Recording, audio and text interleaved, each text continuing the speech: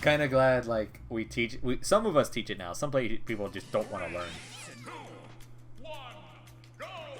History's not about teaching you all the positive things. Like, oh, history's all this positive stuff. No, it wasn't. No, it fucking wasn't. History was dark and cruel. But we learn to not make the same mistakes. That way history doesn't replace itself.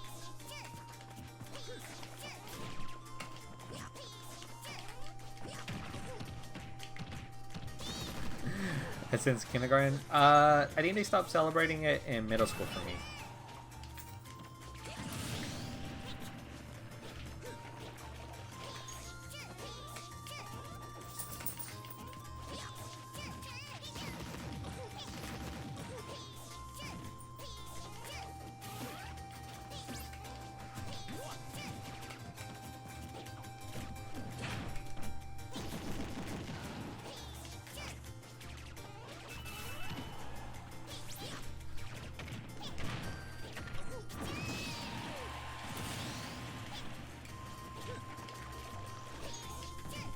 Man, hella wild.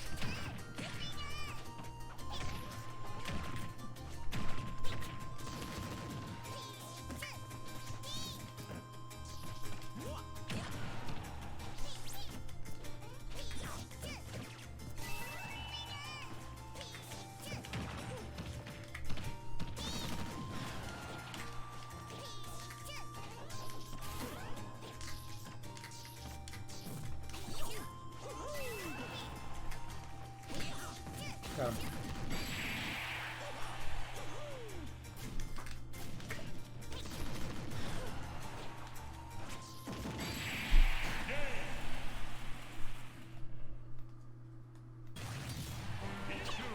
I actually had to learn my history throughout just... Really? That's rare nowadays. I always laugh at this one, and this one might make you go, what? No way. And nope, it's fucking true. So do you know who Rasputin is? You know, he's a character that's gonna be coming out in the Records of Ragnarok. Most likely gonna. We're hoping he fights Anubis. I think that'd be a pretty cool fight. He comes out in the Kingsman. Yeah, he's in the Kingsman. Yeah. That guy, you know, he's based on a real person. Did you know that he had a 13-inch penis? I'm not joking. The man had a 13-inch long. And it's preserved. It is preserved in a Russian museum because they chopped it off when they executed him.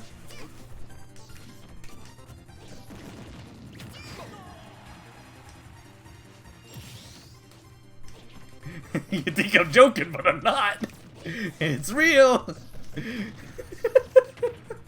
Thanks, Simmons.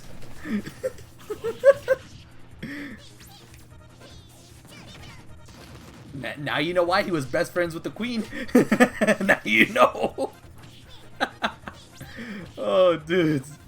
I was like, there's no way this... Oh my god, this was true. When I heard that, I was like, there's no way this is real. And then I looked it up.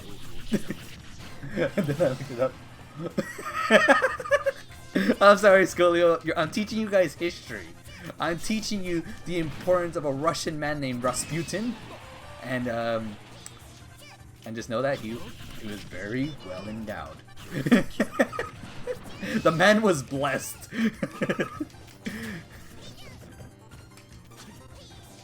The man was blessed.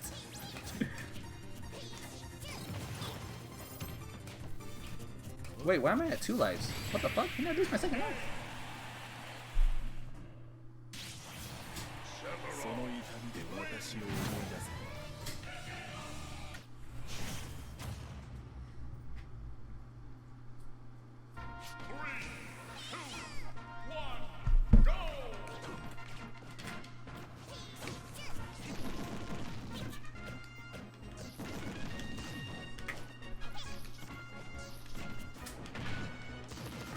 Like, wanna know how I found out? And you can still find the clip. It's still there. If you ever watch one of Max's highlight reels, and he's played Resident Evil 4, he goes, so this is the Rasputin's penis merchant. Don't ask, chat. And then sure enough, they show a clip of a stream from a long time ago where Simmons literally just out of nowhere just goes, "Hey Max, did you know Rasputin had a 13-inch penis?" Simmons, why do you know this? Cause.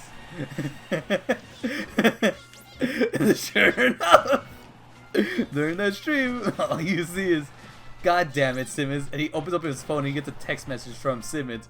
"Did you know Rasputin had a 13-inch penis?"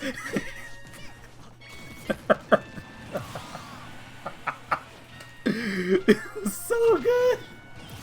Oh, it's Link from Final Fantasy.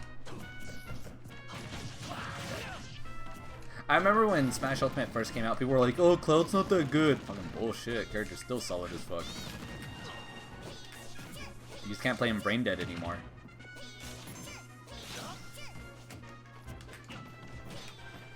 Like, he's basic, but he's not brain dead anymore. Not as much.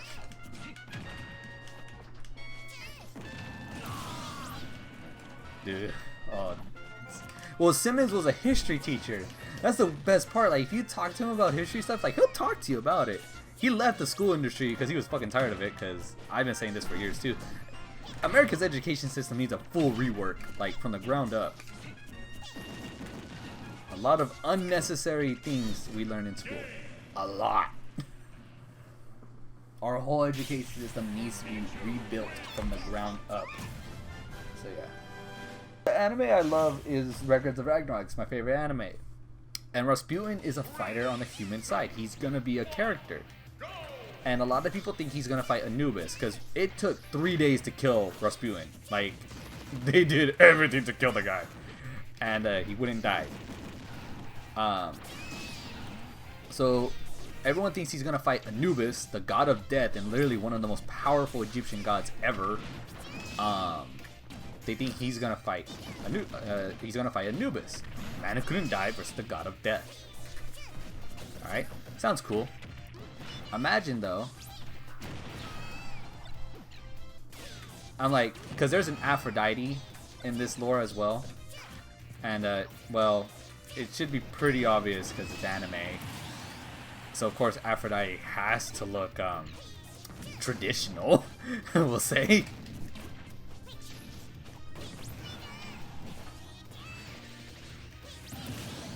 And I'm just like, I hope they make some sort of sexual joke with Rasputin and Aphrodite actually falls in love with him. That'd be hilarious. Like, that is my goal. I ship Rasputin with Aphrodite. Traditional. Sure! Oh, and then here's the thing. Like, a lot of people always say, well, why is Aphrodite considered always sexual? And, like, that's not how the Greeks would probably want to implement it. And I'm like, no, that actually is how she should. Most depictions, she is based off the ideal. In some versions of Greek, Aphrodite is so beautiful that we actually can't even comprehend how she looks. We actually would go insane from seeing how she actually would look. That's why she's one of the most powerful gods in the Greek pantheon. The other depictions say that, let's say you're Spartan. Well, why would you want a woman to not be strong in Spartan? In Spartan culture, women are supposed to be strong and powerful. So she would most likely be a warrior in Spartan culture. That's how the Spartans saw her. So it just depends on where you're at in Greece. And most Greeks, and Athens, she would be smart. She would be beautiful and smart. In Sparta, she'd be smart, beautiful, and probably the most badass warrior you've ever met. Because I think they could have done a lot more with the character, but it was just because of it's a product of its time. I'm not a fan of the God of War version of Aphrodite. And of course, for those who've played God of War 3, you're like, that's like one of the best scenes. Let me explain why. I don't think she looks good. I don't think the character actually looks like Aphrodite. She just looks like a human.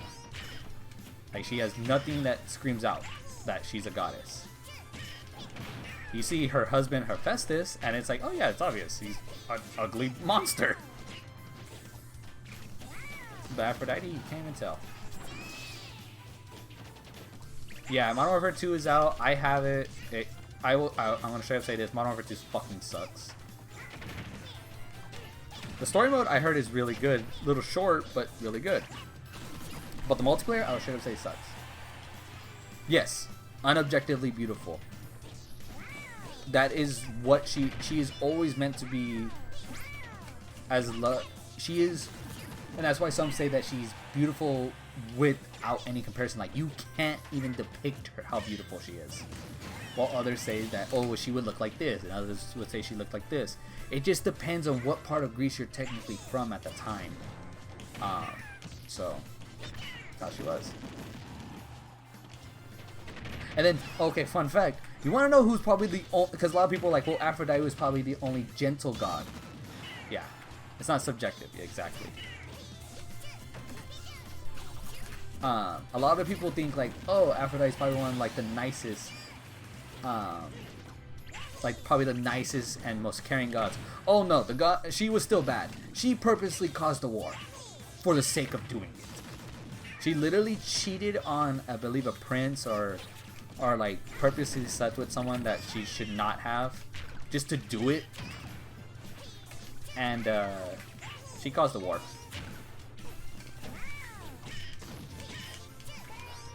Yeah, she did it just to do it. Oh, and then she cheated on her husband a lot. Hephaestus, you know. But that one's understandable. Oh yeah. There's also the idea that, you know, if you say, oh, I'm more beautiful than Aphrodite,